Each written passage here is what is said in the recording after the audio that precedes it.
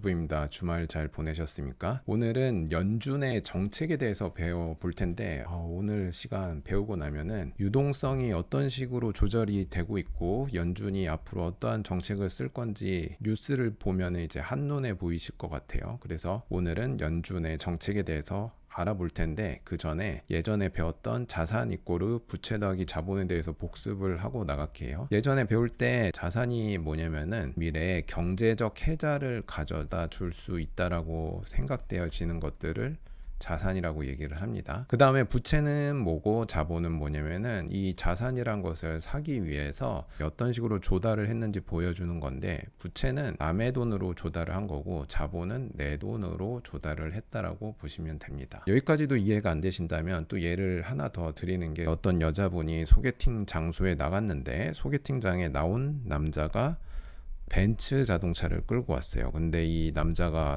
부자인지 아닌지 확인할 수 있는 법이 뭐가 있을까요? 네, 벤츠만 가지고는 이게 부자인지 아닌지 알 수가 없죠. 왜냐면은 여기에서 자산은 뭐죠? 네, 맞아요. 벤츠가 자산인 거죠. 근데 벤츠가 자산인데 이게 자기 돈 1억으로 벤츠를 뽑았는지 아니면 자기 돈은 1천만 원밖에 없는데 부채를 9천을 끌어당겨 가지고 샀는지 알 수가 없죠. 그렇기 때문에 네, 조심을 해야 된다라고 수업 시간에 종종 농담 삼아 얘기를 하는데, 이게 부채에 많이 끌어당긴 남자인지 아닌지 확인하는 방법 중에 하나가 제가 농담 삼아서 타이어를 확인해 보면 된다 얘기를 하거든요. 그 남자의 타이어가 미쉐린 타이어로 내짝이 되어 있으면은 정말 자기 차가 맞고, 아니면은 타이어가 이것저것 막 섞여 있는 거예요. 한쪽은 넥센이고 한쪽은 한국 타이어고, 그러면은 거의 한 90% 이상의 확률로 부채가 많은 자산 보유자일 수 있습니다. 그래서 설명을 요 정도 하고 그 다음에 이제 다음 장으로 넘어가서, 연준이 가지고 있는 현재 자산이 지금 얼마나 되냐면은 6.66조 달러나 돼요. 그 다음에 자산이 미래에 어떤 경제적 혜택을 가져올 수 있는 게 자산이라고 얘기를 했는데, 들고 있는 자산이 총 3종류가 있는데, 첫 번째가 미국 국채를 연준이 자산으로 들고 있는데 4.2조 달러어치나 들고 있고, 그 다음에 주택 저당 증권을 2.1조어치를 들고 있어요. 그 다음에 각종 대출로 0.3조어치를 들고 있어요.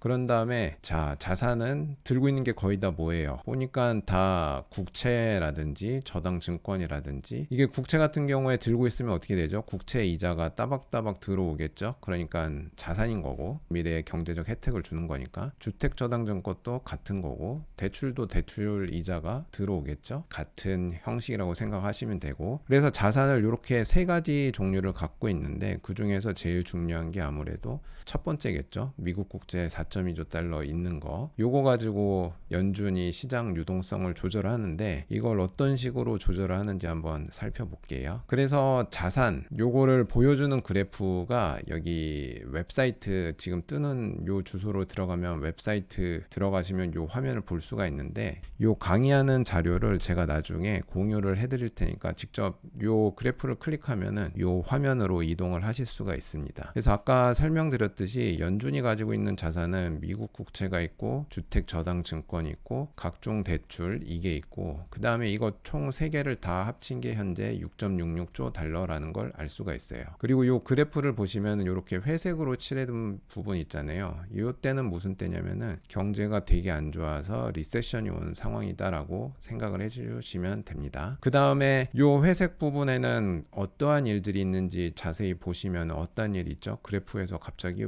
팍 하고 튀어오르죠. 그 다음에 여기도 팍 하고 튀어오르죠. 그 말뜻은 뭐예요? 연준이 보유하고 있는 자산 요것들이 갑자기 팍 하고 증가했다라는 뜻이잖아요. 미국 국채가 증가했다, 이건 무슨 뜻일까요? 미국 국채가 증가했다라는 뜻은 뭐예요? 연준이 무슨 짓을 한 거죠? 미국 국채를 사들인 건데, 어떤 미국 국채를 사들인 거냐면은 시중에 상업은행들이 보유하고 있는 미국 국채나 주택 저당 증권 이런 것들을 쭉쭉쭉쭉 사들이면은 자산이 이렇게 쭉 올라가는 거예요. 그러면 사들인 대가로 그 돈은 어디로 가겠어요? 그 돈은 어디로 가냐면 다름 아니라 상업은행으로 흘러 들어가겠죠. 은행으로.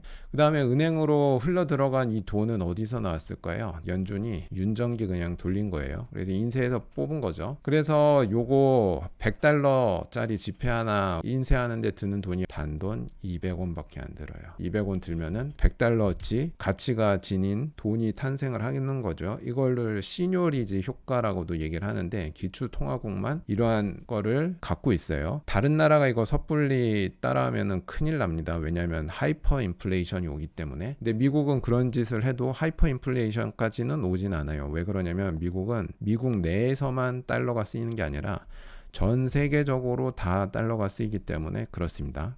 그래서 자산 이꼬르 부채 더하기 자본이라고 말씀을 드렸는데 그러면은 여기에서 자산 이꼬르 부채 더하기 자본에서 부채 파트에 대해서 한번 확인을 해보면 부채 파트에는 총 4가지가 있는데 지폐와 동전, 지급준비금 계정, 재무부 일반 계정, 영내포 계정이 있는데 여기서 중요한 거는 요 볼드 처리되어 있는 거 2, 3, 4번이 제일 중요합니다. 그래서 이렇게 시꺼멓게 칠을 해놨어요. 그래서 첫 번째로 지폐와 동전은 뭐냐면은 말 그대로 우리가 보이는 지폐와 동전이 시중에서 이제 유통되고 있는 게 2.4조 달러치나 있는 거고 지폐와 동전은 어떻게 보면 나중에 갚아야 되는 빚이라고 생각하시면 되고 그 다음에 지급준비금 계정은 3.2조 달러치가 있는 건데 지급준비금이라는 계정은 상업은행이 만든 은행 계좌인데 어디에다 만든 거냐면 연준에다가 만든 은행 계좌예요. 상업은행이 연준에 만든 계좌가 3.2조 달러치나 있는 거고 그 다음에 재무부 역시 똑같이 계정을 하나 만들었는데 재무부가 만든 계정이 0.4조 달러치가 있어요. 그 다음에 요 말은 조금 어려운데 영내포 계정이라는 게 있는데 영내포 계정이 0.2조 달러치가 있습니다. 요렇게 일단 있다라는 거 확인을 해주시고 하나하나 또 설명을 드릴게요. 요거 전에 다시 한번 강조를 드릴 게 있는데 지급준비금 계정을 우리가 유동성 관련해서 쓸 때 어떻게 사용을 할 수가 있냐면은 연준에서 돈을 많이 뿌리면은 어떤 일이 벌어지냐면은 상업은행으로 먼저 돈이 흘러 들어갔는데 상업은행에 돈이 쌓이면은 무슨 일이 벌어지냐면 은행이 대출도 해주고 국채 같은 데다가 투자도 해주고 다양한 일을 하겠죠. 왜냐면 은행도 먹고 살아야 되니까. 근데 투자하고 나서도 돈이 남는단 말이에요. 만약에 돈이 남아있으면 그거를 연준에 분한 지급준비금 계좌에다가 그러니까 예금을 하는 거죠. 그러면은 연준에서 이자를 상업은행에다가 주는 거예요. 연준이 은행의 은행이니까 연준이 상업은행에다가 이자를 주는 형태다. 그래서 지급준비금 계정을 우리가 어떻게 쓰면 되냐면은 지급준비금 계정이 점점점 잔고가 증가하고 있다라는 뜻은 무슨 뜻이냐면 시중의 유동성이 증가하고 있다라는 뜻으로 생각을 하면 됩니다. 그 다음에 재무부 일반 계정은 어떻게 활용을 하면 되냐면은 재무부 일반 계정은 재무부가 보유한 연준에 있는 계좌이기 때문에 재무부가 계좌가 돈이 차오를 때는 언제겠어요? 아무래도 재무부가 국채 발행을 해가지고 돈을 엄청나게 시장에서 끌어당겨 올 때 재무부 연준 계좌가 이렇게 올라가겠죠. 그러면은 이 말뜻은 뭐냐면은 돈은 어찌됐건 시장에서 한정되어서 돌아가고 있는데 재무부가 계속 국채 발행을 해가지고 시중에 있는 자금을 재무부로 계속 끌어당긴다라는 뜻인 거예요. 재무부에 돈이 끌어당겨지면은 어떤 일이 벌어지냐면 재무부 일반 계정의 잔고는 점점 올라가지만 시중에 있는 유동성이 빨아당겨진다는 뜻이니까 시중 유동성은 줄어드는 그런 점이 있는 것이고 반대로 재무부 계정이 꽉 차 있다가 재무부가 돈을 쓰기 시작하면 재무부 계정 잔고가 이렇게 계속 떨어지겠죠. 이 말 뜻은 뭐냐면은 재무부에 있는 돈을 시중에다가 쓰고 있다라는 뜻으로 생각을 하면 됩니다. 그래서 투자자 입장에서 봤을 때는 재무부 일반 계정 요 잔고는 점점점 떨어지는 추세에 있는 게 좋다. 떨어지는 추세에 있으면은 이 뜻은 뭐다? 시중의 유동성이 풀리고 있다라는 뜻으로 보면 된다. 그리고 지급준비금 계정 같은 경우에 경우에는 반대로 이게 점점 증가하고 있으면은 시중에 유동성이 많아서 남는 돈이 하도 많아가지고 은행에서 대출해주고 다 해주고도 남은 것을 지급준비금 계정에다가 지금 넣어놨다는 뜻이에요. 영내포 계정도 비슷한 의미로 시중 유동성을 보여줄 수가 있는데, 영내포 계정이 점점 올라가면 이게 무슨 뜻이냐면은, 영내포 계정이 하는 일이 뭐냐면은 연준에서 단기 자금을 흡수하기 위해서 만들어진 거예요. 이 말 뜻이 뭐냐면은, 시중에 너무 많이 유동성이 풀려버리면은 시중에 안 좋은 일이 있죠. 인플레이션이 올라갈 수도 있고, 그리고 심지어 금리가 코로나 때처럼 금리가 마이너스가 되는 순간까지 온단 말이에요. 이러한 것을 방지하기 위해서 유동성을 흡수를 시켜버려요. 어떻게 흡수시켜버리면은 연준에서 광고를 하는 거예요. 영내포 계정이라는 게 있는데, 영내포 계정에다가 돈을 넣어 주시면은 연준에서 소정의 이자 를 지급하겠습니다. 그러면은 마땅히 갈 곳 없는 돈이 이 영내포 계정으로 계속 들어가는 거예요. 생각해보면 지급준비 계정이랑 비슷할 수도 있는데, 준비금 계정은 상업은행만 쓸 수 있는 거고, 영내포 계정은 상업은행뿐만이 아니라 증권사라든지 보험사라든지 다 쓸 수 있어요. 보험사, 그리고 MMF 운영하는 자산운용사, 이런 데까지 다 쓸 수 있습니다. 그래서 영내포 계정과 지급준비금 계정의 차이점은, 얘는 은행만 쓸 수 있고 영내포 계정은 금융기관들은 모두 다 쓸 수 있다라는 뜻입니다. 그래서 영내포 계정도 똑같이, 영내포 계정이 이렇게 쭈루루룩 떨어지고 있으면은 영내포 계정에서 돈이 빠져나가서 시중에 풀린다라는 뜻인 거고, 옐런이 재무부 장관을 하고 있을 때는 영내포 계정이 굉장히 높이 차 있었거든요. 근데 이제 영내포 계정의 돈을 어디로 이동을 시켰었냐면은 재무부 일반 계정으로 이동을 시켰어요. 그래서 재무부 계좌를 보면은 영내포 계좌가 떨어짐과 동시에 재무부 계정은 이렇게 상승하는 모습을 확인할 수가 있었습니다. 그래서 그 다음 이제 여기서부터 연준이 어떠한 정책을 하는지 하나하나 설명드리는데, 가장 기본적인 게 양적 완화랑 테이퍼링이랑 양적 긴축이라는 걸 써요. 양적 완화의 개념은 생각을 해보면 연준이 뭘 하는 거냐면은 국채랑 MBS를 사들이는 거예요. MBS가 뭐냐면은 아까 맨 처음에 나왔던 거 있죠. 택 저당 증권이라 써 있는 거 있죠. 요게 MBS예요. MBS. 그래서 연준이 계속해서 국채랑 MBS를 사들이면은 무슨 일이 벌어질까요?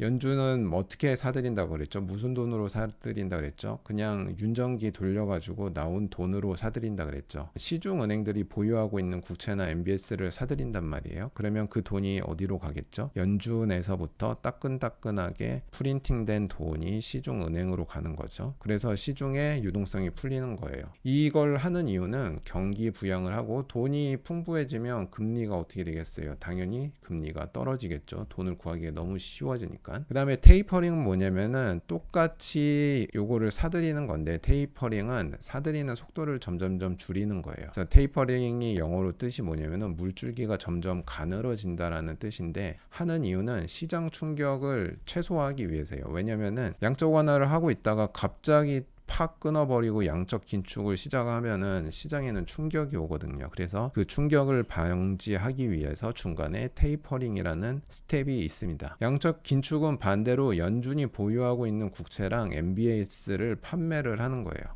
판매를 하면은 누구한테 판매를 하겠어요? 시중에다가 판매를 하면은 주로 사는 게 은행이나 금융권에서 사겠죠. 그러면 뭘로 사겠어요? 얘네들이 보유하고 있는 돈으로 사니까 시중에 있는 돈이 연준으로 다시 빨려 들어가겠죠. 그래서 시중에 돈이 줄어들게 되니까 경기가 과열되었던 게 진정이 되고, 돈 구하기가 어려워지니까 금리가 인상이 되겠죠. 그래서 이렇게 생각을 하시면 되고, 그 다음에 양적 완화, 테이퍼링, 양적 긴축을 오늘 배워봤으니까, 그 다음에 이제 요거는 그래프를 보여주는 건데, 요 그래프를 봤을 때 어느 시점이 양적 완화인지 보시면은, 양적 완화는 아무래도 자산의 규모가 증가하는 시점이 양적 완화니까, 요 부분, 자산이 증가하는 시점, 요 부분이 양적 완화가 된 시점인 거고, 요렇게 증가하다가 요렇게 동그랗게 돼 갖고 증가하는 스피드가 좀 떨어지는 부분 있죠. 여기도 있고 여기도 있고, 요런 부분이 테이퍼링 부분이라고 생각하시면 되고, 자산이 요렇게 하락하는 부분들 있지 않습니까? 여기에서 그렇고 여기도 그렇고 요 부분이 바로 양적 긴충 QT를 실시한 부분이라고 생각하시면 되고, 지금 현재는 QT를 진행하고 있는 상황인데 기울기가 점점점 완만해지고 있죠. 급격하게 줄어들다가 약간 그런 상태라고 생각을 하시면 됩니다. 네, 오늘 수업은 여기까지 하고요. 다음 시간에는 상설 레포 기구에 대해서 설명드릴게요. 감사합니다.